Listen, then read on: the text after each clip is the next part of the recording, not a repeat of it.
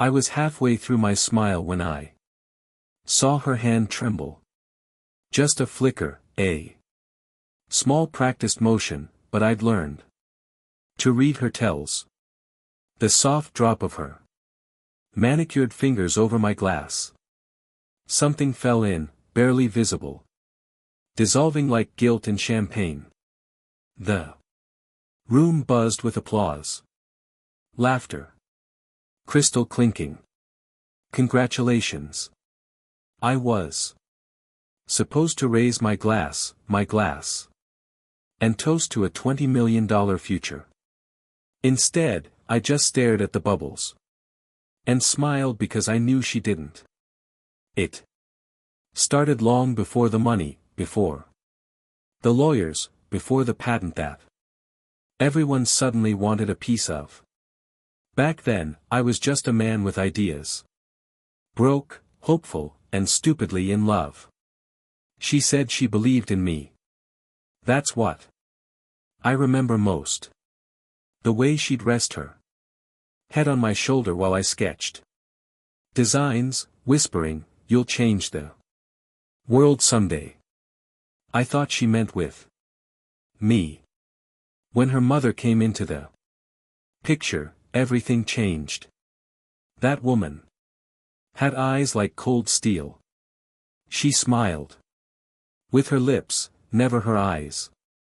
I was the project, the charity case her daughter had married for potential.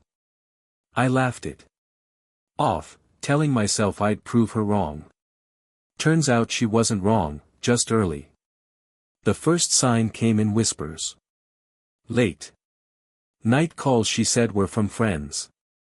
Trips to see her mother that ended with credit card charges from hotels I'd never stayed in. Then came the message. One she forgot to delete. A text thread between her and a man named R. It wasn't explicit, just enough to know, enough to burn. I didn't confront her. Not yet. I learned something working on my invention. The art of precision. 1. Wrong wire and everything collapses. So I waited, observed, calculated, and when the offers for my patent came in, when the first check cleared and I saw 20 million on a single line of my bank statement, I finally smiled. Not because I was rich, but because I was ready. I began with patience. A transfer here, a document there. Every cent of that deal moved under my name. She thought we shared the accounts. She didn't notice I changed the access months ago. Then came the house, our dream home. I signed it under my holding company. She believed it was ours. I let her decorate it, host dinners, brag about it to her mother. Every photo, every party, I watched her build her little empire of lies brick by brick. When she started hinting at divorce, I almost laughed. She thought she'd take half. She had no idea. She already had nothing. The night of the party was her idea. Let's celebrate, she said. The start of our new life. She wore silver, her mother in emerald. I played my part, the humble genius. Smiling for photos, thanking guests. Raising glass after glass.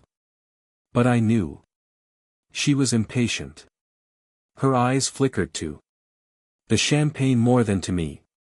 And then I saw it. That soft drop, that flick of her wrist, that tiny plop in my glass. That no one else heard. She was killing me. At least she thought she was. I didn't hesitate. When her mother leaned into gossip, I smiled politely, swapped our glasses with the grace of a man who'd done this before, and tapped the rim of hers. To family, I said. She raised it high. Everyone joined. When the room erupted in cheers, I watched her drink my death. It took less than 5 minutes. First, her hand slipped on the tablecloth. Then, her voice wavered. Slurred. Someone screamed when she collapsed. Glass shattered. My wife's face turned white. Not grief, terror. I stayed still. I even called for help. The paramedics came too late. Later, I gave the police my statement, calm, factual, devastated in all the right ways. They said it looked like a reaction, maybe her medication, maybe the drink. They took samples, of course. But not from my glass. My wife didn't cry at the funeral. She didn't need to. I did enough for both of us. Publicly, I was the grieving son-in-law. Privately, I watched her unravel. The guilt gnawed at her, even if she didn't understand the full truth. She thought she'd killed me. She couldn't fathom she'd only buried her mother. Within weeks, she moved out. I didn't stop her. I even signed the divorce papers she served me. All smiles and calm ink. Her lawyer looked confused. No resistance, no fight. Until she realized there was nothing to take. The accounts were locked. The company mine, the house mine, the patent mine.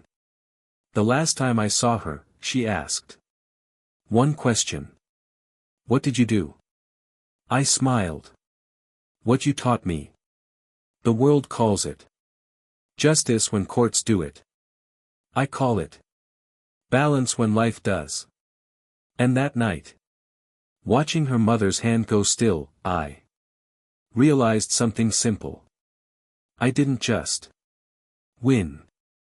I finished the story they started. So yes, I hosted that party. I raised that toast. And when no one was watching, I switched the glasses. And the best part, the poison wasn't in the drink. It was in trust.